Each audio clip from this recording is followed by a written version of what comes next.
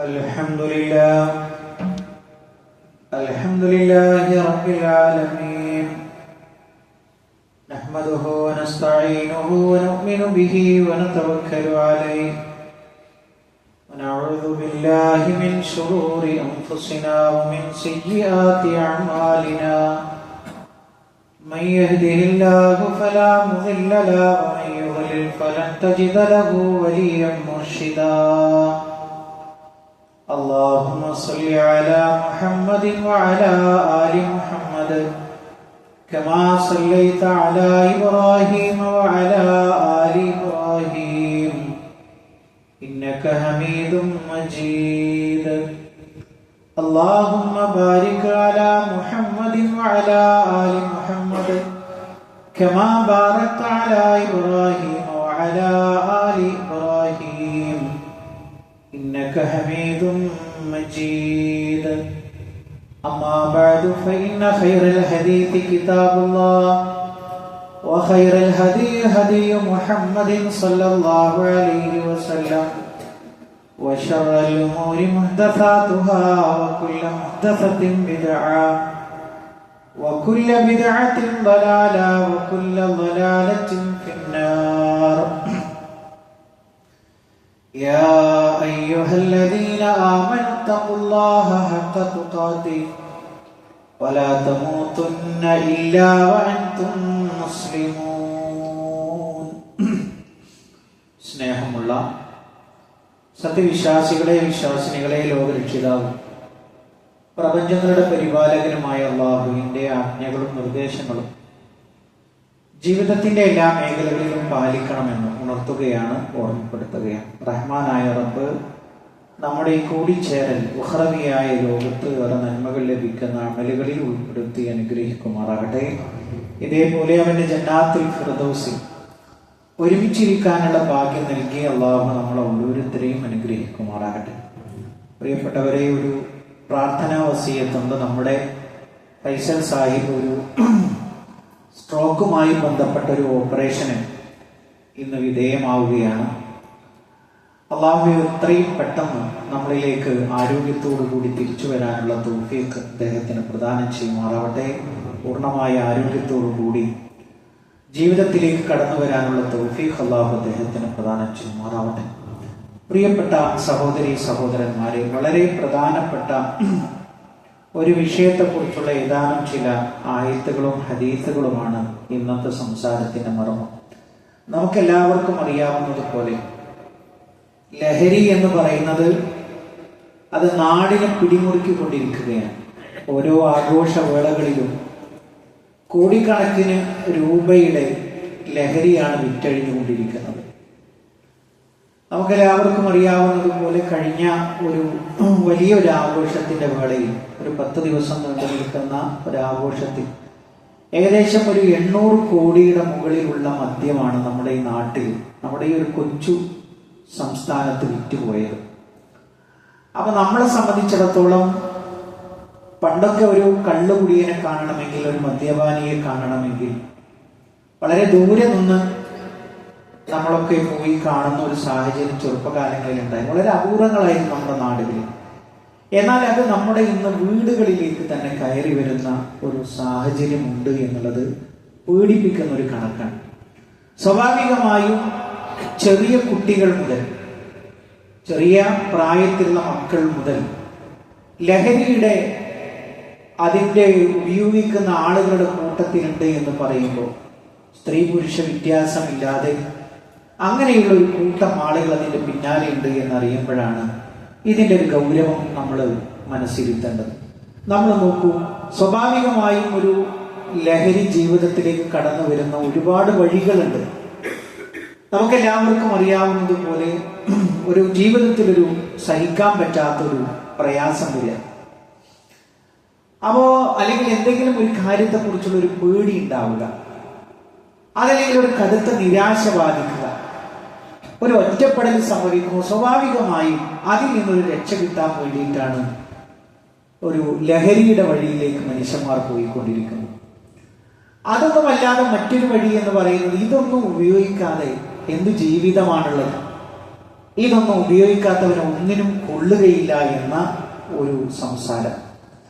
അതേപോലെ തന്നെ ഇതൊക്കെ കുറച്ചല്ലേ, എപ്പോഴെങ്കിലും അല്ലേ, അങ്ങനെ നമ്മൾ സ്ഥിരമായിട്ട് ഉപയോഗിക്കുന്നൊന്നും ഇല്ലല്ലോ എന്ന് പറഞ്ഞുകൊണ്ട് ലഹരിയുടെ ലോകത്തിലേക്ക് പ്രവേശിക്കുന്ന ആളുകൾ. നമ്മളെല്ലാവരും ഒന്നിച്ചു വന്നതല്ലേ, നീ അല്ലാത്ത എല്ലാവരും ലഹരി ഉപയോഗിക്കുന്നുണ്ട്, നിനക്ക് മാത്രം എന്താ എന്ന് പറഞ്ഞുകൊണ്ട് ലഹരിയുടെ ലോകത്തിലേക്ക് കൂട്ടിക്കൊണ്ടുപോകുന്ന കാഴ്ചയും നമുക്ക് കാണാൻ കഴിയും. ഇന്ന് നമ്മുടെ വ്യാപകമാണ്, മിക്കവാറും നമ്മുടെ വീടുകളിലൊക്കെ പിന്നെ അൺലിമിറ്റഡ് ആയിട്ടുള്ള നെറ്റിന്റെ സൗകര്യമാണുള്ളത്. അപ്പൊ ചെറിയ കുട്ടികൾ മുതൽ ഇന്ന് റീലുകളുടെ ലോകത്തിലാണുള്ളത്. നമ്മളൊക്കെ ഒരു സൗകര്യത്തിന് വേണ്ടി, വീട്ടിലെ മുതിർന്ന ആളുകളുടെ സൗകര്യത്തിന് വേണ്ടിയാണ് അത് നമ്മൾ കണക്ഷൻ വെച്ചതെങ്കിലും അതിന്റെ ഉപയോക്താക്കളായിട്ട് നമ്മൾ അറിയാത്ത കുറെ ആളുകൾ നമ്മുടെ വീടുകളിലുണ്ട്. ചെറിയ ചെറിയ മക്കളുടെയൊക്കെ ജീവിതത്തിലേക്ക് റീലുകളും അങ്ങനെയുള്ള വീഡിയോകളൊക്കെ കടന്നു വരുമ്പോൾ ഒരിക്കലും നമ്മൾ വിചാരിക്കാത്തൊരു ലോകത്തിലേക്കാണ് അവർ എത്തിപ്പെടുന്നത്. അപ്പൊ അതിൽ കാണുന്ന അവരുടെ നായികന്മാർ അവർ നോർമലൈസ് ചെയ്യണത് എന്താ, ഒരു തവണ മദ്യം ഉപയോഗിച്ചാൽ, അല്ലെങ്കിൽ മദ്യമില്ലാത്തൊരു ലോകം, അങ്ങനെയൊന്നും വേണ്ട, നമ്മുടെ ജീവിതം ഒന്നല്ലേ ഉള്ളൂ എന്ന് ആരെയും പറഞ്ഞു പഠിപ്പിക്കുന്നത്? ഒരു വിവേകബോധമില്ലാത്ത അല്ലെങ്കിൽ വിവേചന ബോധമില്ലാത്ത ചെറിയ മക്കളെ പറഞ്ഞു പഠിപ്പിക്കാൻ. ഇങ്ങനെ മുതിർന്നു വരുമ്പോൾ സ്വാഭാവികമായും മാതാപിതാക്കളുടെ കണ്ണകലെ വരുമ്പോൾ പിന്നീട് അതിന്റെ മായാലോകത്തിലേക്ക് വരുമ്പോൾ ഒരിക്കലും തിരിച്ചു കിട്ടാത്ത രൂപത്തിലേക്ക് നമ്മുടെ മക്കളായി പോകുന്ന ഒരു ദുരന്തം നമ്മുടെയൊക്കെ നാട്ടിൻ പുറങ്ങളിലുണ്ട്. പ്രിയപ്പെട്ടവരെ, ഇവിടെയാണ് നമ്മൾ പ്രശ്നങ്ങളെ കുറിച്ച് പറയുന്നതിന് മുമ്പ് അതിന്റെ പരിഹാര ലോകത്തിലേക്കാണ് നമ്മൾ കണ്ണെടുത്ത് വെക്കേണ്ടത്. നമുക്ക് എല്ലാവർക്കും അറിയാവുന്നത് പോലെ ഇസ്ലാം എന്ന് പറയുന്ന ഒരു ഇസ്സത്തിന്റെ മതമാണ്. യുരീദൂന ലിയുത്ഫിഉ നൂറല്ലാഹി ബിഅഫ്വാഹിഹിം, ജനങ്ങളെല്ലാവരും അവരുടെ വായുകളെ കൊണ്ട് ഇതിന്റെ പ്രകാശത്തെ കെടുത്തിക്കളയാമെന്നാണ് വിചാരിക്കുന്നത്. എന്നാൽ വല്ലാഹു മുത്തിമ്മു നൂരിഹി വലൗ കരിഹൽ കാഫിറൂൻ, അവിശ്വാസികൾ എത്ര തന്നെ വെറുത്താലും അള്ളാഹു ഈ പ്രകാശത്തെ പൂർത്തീകരിക്കുക തന്നെ ചെയ്യും. നമ്മളെ സംബന്ധിച്ചിടത്തോളം പ്രിയപ്പെട്ടവരെ, ഏറ്റവും നമ്മൾ അഭിമാനിക്കേണ്ടുന്ന ഒന്നാമത്തെ കാര്യം ഞാനൊരു മുസ്ലിമായി എന്നുള്ളതാണ്. എന്തുകൊണ്ട് നീ മദ്യം ഉപയോഗിക്കുന്നില്ല? അതിന്റെ ചെറിയൊരളവാകട്ടെ വലിയൊരളവാകട്ടെ ഒരു മുസ്ലിമിനെ സംബന്ധിച്ചിടത്തോളം അത് നിഷിദ്ധമാണ്. എന്തുകൊണ്ട്? അത് എന്റെ ദീൻ അത് പറയുന്നു എന്നുള്ളത് കൊണ്ടാണ്. നിങ്ങൾ ആലോചിച്ച് നോക്കൂ, ഹബീബുന റസൂലുള്ളാഹി സ്വല്ലല്ലാഹു അലൈഹി വസല്ലം വരുന്ന ഒരു കാലഘട്ടം നമുക്കെല്ലാവർക്കും അറിയാവുന്ന ഒരു കാലഘട്ടമാണ്. അതിന് പേര് തന്നെ ജാഹിലിയ കാലഘട്ടം എന്നാണ്. അതായത് ഉമ്മയെയും ഉപ്പയെയും തിരിച്ചറിയില്ല, മക്കളെ തിരിച്ചറിയില്ല. ഞാൻ മരിച്ചു കഴിഞ്ഞാൽ എന്റെ മുന്തിരിവള്ളിയുടെ ചുവട്ടിൽ മറമാടണം എന്ന് വസിയത്ത് എഴുതുന്ന കവികളുണ്ട്. നമ്മൾ ആലോചിച്ച് നോക്കും, മദ്യം എത്രമേൽ അവരുടെ പിന്നാലെ പോയിട്ടുണ്ട് എന്നുള്ളതാണ്. മദ്യപിച്ച് അങ്ങനെ ദിവസങ്ങളോളം കൂത്താടുന്ന ഒരു കാലഘട്ടം. ഇപ്പൊ ബദറിന്റെ രണാങ്കണത്തിൽ വരെ നമ്മളത് കാണുന്നുണ്ട്. എന്താണ്? റസൂലുള്ളാഹി സ്വല്ലല്ലാഹു അലൈഹി വസല്ലമയെ ആ ആഗമനം അറിഞ്ഞ് മക്കയിൽ നിന്ന് മുശ്രിക്കുകളായ ആളുകൾ വൻ സന്നാഹങ്ങളുമായി പുറപ്പെടണം. അപ്പൊ അബൂ സുഫിയാൻ മക്കയിലേക്ക് ഒരാളെ പറഞ്ഞേക്കാണ്, ഒരു ദൂതനെ പറഞ്ഞേക്കാണ്, ഇനി നിങ്ങൾ പുറപ്പെടേണ്ടതില്ല, ഞങ്ങൾ വഴിമാറി സഞ്ചരിച്ച് മുഹമ്മദിനും അവന്റെ കൂട്ടരിലും സല്ലല്ലാഹു അലൈഹി വസല്ലം ഞങ്ങൾ രക്ഷപ്പെട്ടിട്ടുണ്ട്. എന്നാൽ അബൂജഹലിന്റെ മറുപടി എന്താ? നമ്മൾ തുടങ്ങി വെച്ച ദൗത്യം നമ്മൾ പിന്മാറുന്ന പ്രശ്നമില്ല, കുടിച്ചു കൂത്താടി. ആ പ്രയോഗം തന്നെ നമുക്ക് ഹദീസിൽ കാണാം. നമ്മൾ തിന്നും കുടിച്ചു, അവിടെ ഞങ്ങൾ ആരാണ് എന്ന് മുസ്ലിങ്ങൾക്ക് ഒരു പാഠം പഠിപ്പിച്ചിട്ടേ മടങ്ങൂ എന്ന് പറയുന്ന അബൂജഹൽ നൽകുന്ന സന്ദേശം എന്താണ്? അന്ന് സർവ്വവ്യാപിയാണ്. അങ്ങനെ ദീനുൽ ഇസ്ലാം വന്നിട്ട് എന്താണ് പറഞ്ഞത്? മദ്യപിക്കരുത് എന്നല്ല അവരോട് പറഞ്ഞത്. മദ്യപിക്കരുത് എന്ന് പറഞ്ഞാൽ ഒരു മനുഷ്യനും മാറില്ല. പിന്നെയോ ആദ്യമായി ഇസ്ലാം അവർക്ക് പറഞ്ഞു കൊടുത്ത ഒരു കാര്യം, പ്രിയപ്പെട്ടവരെ, എന്തുകൊണ്ട് നമ്മൾ പള്ളി വേറെ ഉണ്ടാക്കുന്നു? എന്തിനാണ് വേറെ മദ്രസ ഉണ്ടാക്കുന്നത്? ഇതിന്റെ ഏക ഉത്തരം എന്ന് പറയുന്നത്, ജനങ്ങൾ നന്നാവണമെങ്കിൽ നിസ്കരിക്കണം എന്ന് പറഞ്ഞാൽ ജനങ്ങൾ നിസ്കരിക്കൂല, നോമ്പെടുക്കണം എന്ന് പറഞ്ഞാൽ ജനങ്ങൾ നോമ്പെടുക്കില്ല. ആദ്യമായി അവരെ ചികിത്സിക്കേണ്ടുന്ന ഒന്നാമത്തെ മേഖല ഏകനായ റബ്ബിനെ പരിചയപ്പെടുത്തുക.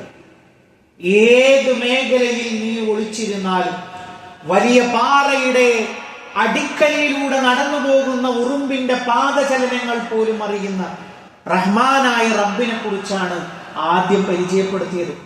അപ്പോഴാണ് മക്കയിലെ മുശ്രിക്കുകൾ ചോദിച്ചത്, മുഹമ്മദേ അജഅലൽ ആലിഹത ഇലാഹൻ വാഹിദ, നിങ്ങൾക്ക് അല്ലാഹ് മാത്രമേ ഉള്ളൂ?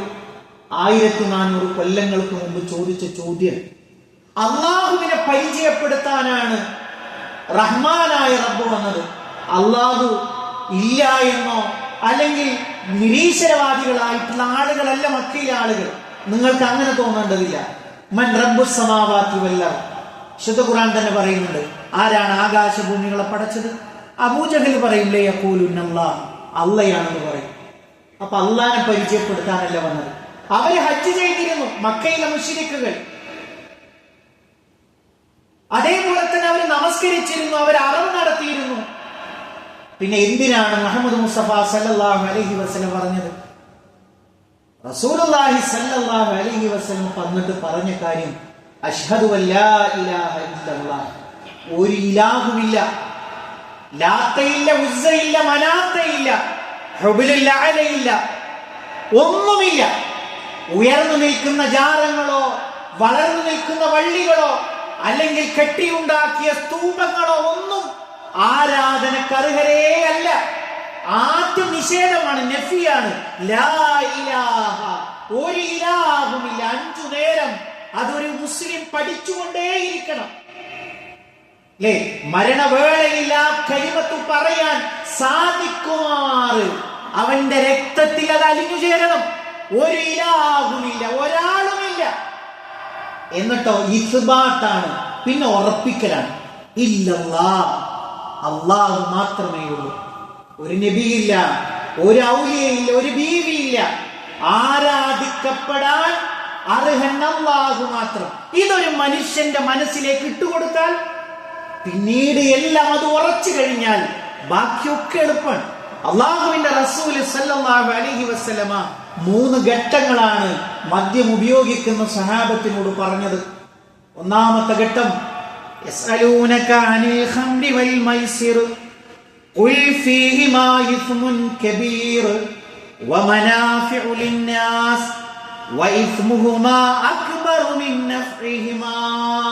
സൂറത്തു ബഖറയിലെ 219-ാമത്തെ ആയത്തിൽ അല്ലാഹു സുബ്ഹാനഹു തആല ചോദ്യോത്തര രൂപത്തിൽ വിശ്വാസികളെ പഠിപ്പിക്കുകയാണ്. യസ്അലൂനക, ഓ നബിയേ, അവർ താങ്കളോട് ചോദിക്കുന്നു, അനിൽ ഖംരി വൽ മൈസിരി, കള്ളിനെ കുറിച്ചും ചൂതാട്ടത്തെ കുറിച്ചും അവർ നിന്നോട് ചോദിക്കുന്നു.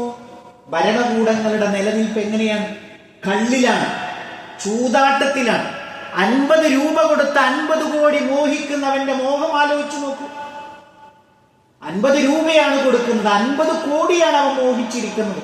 ചൂതാട്ടം, കള്ളിലോ എല്ലാം മറക്കാം. 1 മണിക്കൂർ എല്ലാം മറക്കാം.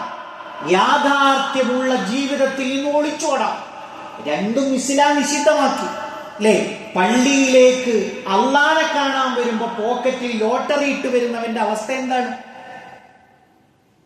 നമ്മൾ ആലോചിക്കേണ്ടുന്ന ഒരു കാര്യം. ചൂതാട്ടത്തെ കുറിച്ച് അവർ ചോദിക്കുന്നു. അല്ലേ? അന്നത്തെ കാലഘട്ടത്തിൽ അങ്ങനെ ഒരു അവസ്ഥയുണ്ട്.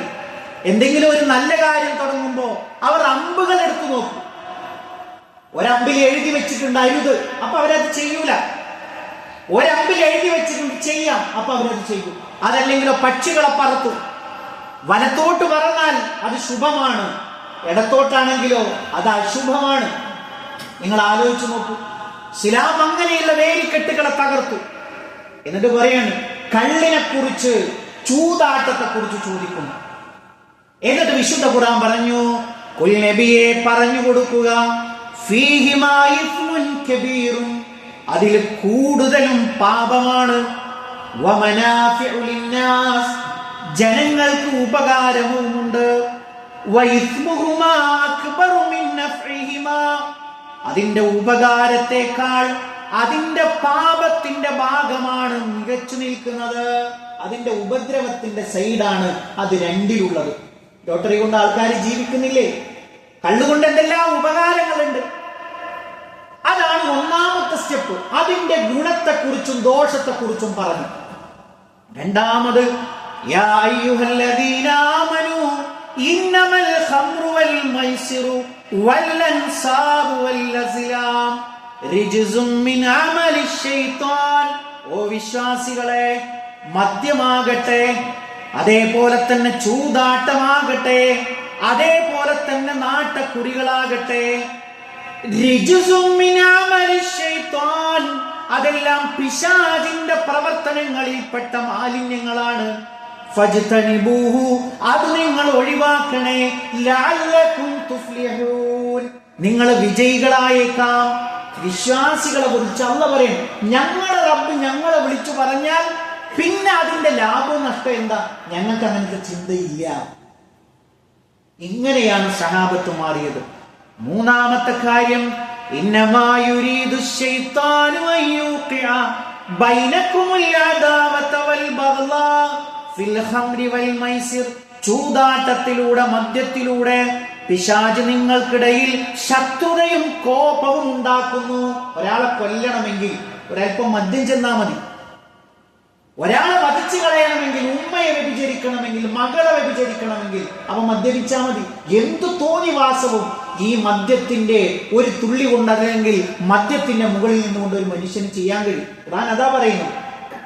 നിങ്ങൾക്കിടയിൽ പിശാച് ശത്രുതയുണ്ടാക്കാൻ, കോപമുണ്ടാക്കാൻ വേണ്ടി ശ്രമിക്കുന്നു. എന്നിട്ടോ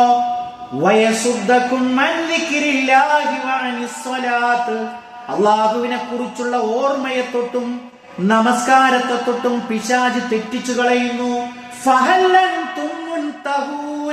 നിങ്ങൾ വിരമിക്കാൻ നിങ്ങൾ തയ്യാറില്ലേ? എത്ര ഉമ്മമാരുടെ ജീവൻ പോയി മദ്യപിക്കാൻ പണം കൊടുക്കാത്തതിന്റെ പേരിൽ, ലഹരി ഉപയോഗിക്കാൻ പണം കൊടുക്കാത്തതിന്റെ പേരിൽ. എത്ര അടുത്ത ബന്ധങ്ങൾ തമ്മിൽ പ്രശ്നങ്ങൾ ഉണ്ടായി. മദ്യപിച്ച മകൻ അടിച്ചു കൊന്ന കഥകൾ, വാഹനം ഓടിച്ചു കൊന്ന കഥകൾ. മദ്യ ലഹരിയിൽ എന്തെല്ലാം വൃത്തികേടുകൾ ചെയ്യുന്നു പ്രിയപ്പെട്ടവരെ. വിശുദ്ധ ഖുർആൻ 3 ഘട്ടങ്ങളിലൂടെ പൂർണ്ണമായി ഒരു തുള്ളി പോലും അതിൽ വിശ്വാസികൾക്ക് അനുവദനീയമല്ല എന്ന ഒരു വാതിൽ അവിടെ കുട്ടിയടച്ചു. തീർന്നില്ല. അല്ലാഹുവിന്റെ റസൂൽ സല്ലല്ലാഹു അലൈഹി വസല്ലം മഹാനായ അബൂദർദാ റളിയല്ലാഹു അൻഹുവിനോട് പറയുകയാണ്. അബൂദർദാ റളിയല്ലാഹു അൻഹു പറയുന്നു, ഔസാനി ഖലീലി, എന്റെ ഖലീൽ എന്നോട് വസിയത്ത് ചെയ്തു, വലാ തശ്റബിൽ ഖംറ, നീ കള്ളു കുടിക്കരുത്, ഫഇന്നഹു മിഫ്താഹു കുല്ലി ശർരിൻ, അത് എല്ലാ ഷർറുകളുടെയും മിഫ്താഹാണ്. ഒരു വീടിന്റെ താക്കോൽ എന്ന് പറഞ്ഞാൽ ആ വീടിന്റെ വിലയേക്കാൾ അതിന് വലുപ്പം, പിന്നെ വിലയുണ്ട് അല്ലേ? അതാണ് എല്ലാ റൂമിലേക്കും പ്രവേശിക്കാനുള്ള ഒരു മാർഗത. ഇതുപോലെ എല്ലാ വൃത്തികേടുകളിലേക്കും പ്രവേശിക്കാനുള്ള താക്കോലാണ് മദ്യം എന്ന് പറയുന്നത്. തീർന്നില്ല. പ്രവാചകൻ സല്ലല്ലാഹു അലൈഹി വസല്ലമ പറയുകയാണ്, അൽ ഖംറു ഉമ്മുൽ ഖബായിസ്, എല്ലാ വൃത്തികേടുകളുടെയും മാതാവാണ് മദ്യം. ഫമൻ ശരിബഹാ ലം തുഖ്ബൽ ലഹു സ്വലാത്തു 40 യൗമാ, 40 ദിവസത്തെ നമസ്കാരം അവരിൽ നിന്ന് കബൂൽ ചെയ്യുകയില്ല. ഫൈൻ മാത വഹിയ ഫീ ബത്നിഹി മാത മീതതൻ ജാഹിലിയ, അത് വയറ്റിലായിരിക്കെ ഒരാൾ മരണപ്പെട്ടാൽ ജാഹിലിയത്തിന്റെ മരണമാണ് അവന് സംഭവിക്കുന്നത്. തീർന്നില്ല പ്രിയപ്പെട്ടവരെ. മറ്റൊരു ഹദീസിൽ കാണാം, മൻ ശരിബഹാ വഖഅല ഉമ്മിഹി വഅമ്മതിഹി വഖാലതിഹി, ഒരാള് അത് സേവിച്ചു കഴിഞ്ഞാൽ തന്റെ മാതാവുമായിട്ടോ തന്റെ ഏഴാമ മുത്തമ്മയുമായിട്ടോ അമ്മായിയുമായിട്ടോ ലൈംഗിക വേഴ്ച നടത്താൻ അവനൊരു പ്രശ്നവുമില്ല. എത്രമാത്രം ദുരന്തമാണ്. മാത്രമല്ല, അതിന്റെ എല്ലാ വഴികളെയും അത് ചുമക്കുന്നവൻ, അത് ചുമന്നുകൊണ്ടുപോകുന്നവൻ, അതിന് കെട്ടിടം വാടക കൊടുക്കുന്നവൻ, അതുമായി ബന്ധപ്പെടുന്ന എല്ലാ മേഖലകൾക്കും അള്ളാഹുവിന്റെ റസൂൽ ക്ഷാമം പ്രഖ്യാപിച്ചു. ഒരു മുസ്ലിമിന് അതിന്റെ ഒരു മേഖലയും അതിൽ ഹലാലല്ല. പ്രിയപ്പെട്ടവരെ, ഇത്രയും ഗൗരവമായ ഒരു സംഗതി അത് നമ്മുടെ വീടുകളിലേക്ക് കടന്നു വരാതിരിക്കണമെങ്കിൽ, നമ്മുടെ മക്കള് ആ ഒരു സംഗതിയിലേക്ക് കടന്നു വരാതിരിക്കണമെങ്കിൽ നമ്മൾ അതിനെക്കുറിച്ചുള്ളൊരു ബോധം പകർന്നു കൊടുക്കണം. അതിന്റെ ബോധത്തിന്റെ അടിത്തറ ഞാൻ പറഞ്ഞു. അടിത്തറ എന്ന് പറയുന്നത് അള്ളാഹുവിന്റെ വഹ്ദാനിയത്തിലേക്ക് അവരെ കൊണ്ടുവരിക. അതിലേക്ക് കൊണ്ടുവന്നു കഴിഞ്ഞാൽ പിന്നീട് ഏതു തിന്മയെയും പറിച്ചു മാറ്റാൻ നമുക്ക് എളുപ്പമാണ്. ആ ഒരു വിഷയം വളരെ ഗൗരവമായി നമ്മൾ എടുക്കുക. റഹ്മാനായ റബ്ബ് നമ്മൾ അനുഗ്രഹിക്കുമാറാകട്ടെ.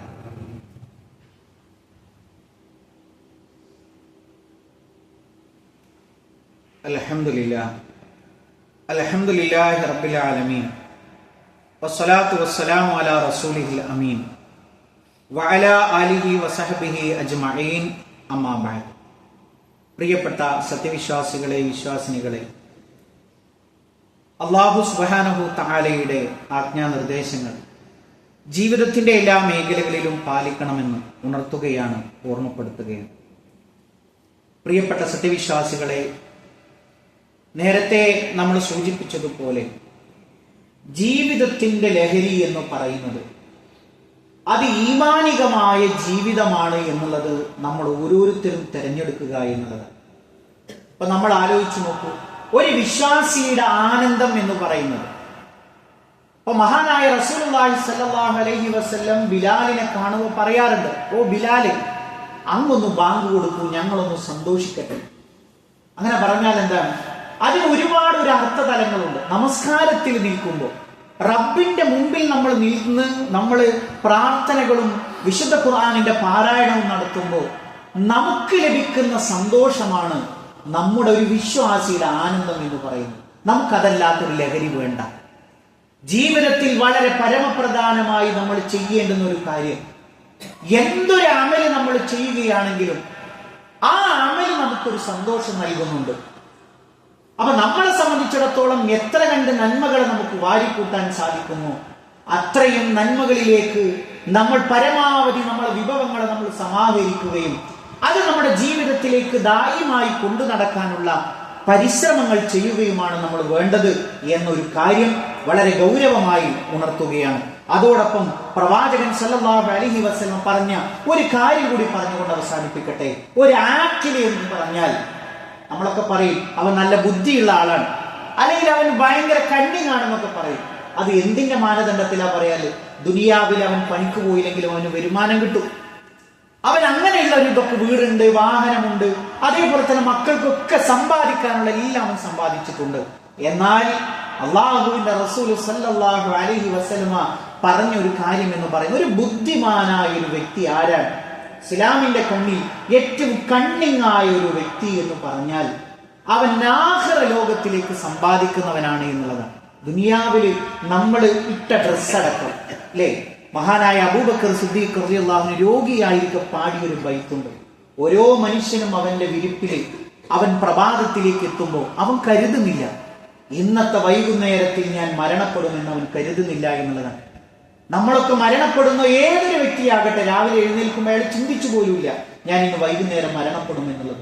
അങ്ങനെ അപ്രതീക്ഷിതമായിട്ട് മരണം നമ്മളെ പിടികൂടുമ്പോൾ പ്രിയപ്പെട്ടവരെ, പാരത്രിക ലോകത്തിലേക്ക് എനിക്ക് എന്തുണ്ട് റഹ്മാനായ റബ്ബിന്റെ അടുക്കലേക്ക് കൊണ്ടുപോകാൻ എന്നുള്ള ഒരു ചിന്തയിൽ കഴിഞ്ഞുകൂടുന്നവനാണ് ഏറ്റവും ബുദ്ധിമാൻ എന്ന് ഹബീബുന റസൂലുള്ളാഹി സ്വല്ലല്ലാഹു അലൈഹി വസല്ലം നമ്മളെ പഠിപ്പിക്കുന്നുവെങ്കിൽ പ്രിയപ്പെട്ടവരെ, ആ കാര്യം വളരെ ഗൗരവത്തോടു കൂടി നമ്മൾ ചിന്തിക്കുകയും അതിനുവേണ്ടി പണിയെടുക്കുകയും ചെയ്യുക. റഹ്മാനായ റബ്ബ് ഇരു ലോകത്തും വിജയം വരിക്കുന്ന മുഅ്മിനീങ്ങളിൽ, മുത്തഖീങ്ങളിൽ നമ്മളെ എല്ലാവരെയും ഉൾപ്പെടുത്തി അനുഗ്രഹിക്കുമാറാകട്ടെ. ഇതേപോലെ അവന്റെ ജന്നാത്തുൽ ഫിർദൗസിൽ ഒരുമിച്ചിരിക്കാനുള്ള ഭാഗ്യം നൽകിയ അല്ലാഹു നമ്മളെ ഓരോരുത്തരെയും അനുഗ്രഹിക്കുമാറാകട്ടെ. ജീവിത അവസാനം വരെ മുഅ്മിനായി മുത്തഖിയായി ജീവിച്ച് മരണപ്പെട്ടു പോകാനുള്ള ഭാഗ്യം അല്ലാഹുവേ ഞങ്ങൾക്ക് ഓരോരുത്തർക്കും നീ പ്രദാനം ചെയ്യണമേ റഹ്മാനെ. അല്ലാഹുമ്മ ഗ്ഫിർ ലിൽ മുഅ്മിനീന വൽ മുഅ്മിനാത്ത് വൽ മുസ്ലിമീന വൽ മുസ്ലിമാത്ത് അൽ അഹ്യാഇ മിൻഹും വൽ അംവാത്ത് ഇന്നക മുജീബുദ് ദഅവാതി യാ ഖാദിയൽ ഹാജാത്ത്. അല്ലാഹുമ്മ അജ്ർനാ മിനൻ നാർ, അല്ലാഹുമ്മ അജ്ർനാ മിനൻ നാർ. അല്ലാഹുമ്മ റബ്ബനാ തഖബ്ബൽ മിന്നാ ഇന്നക അൻതസ് സമീഉൽ അലീം വതുബ് അലൈനാ ഇന്നക അൻതത് തവ്വാബുർ റഹീം. ആമീൻ ആമീൻ ബിറഹ്മതിക യാ അർഹമർ റഹീമീൻ. അല്ലാഹുമ്മ സ്വല്ലി അലാ മുഹമ്മദ്.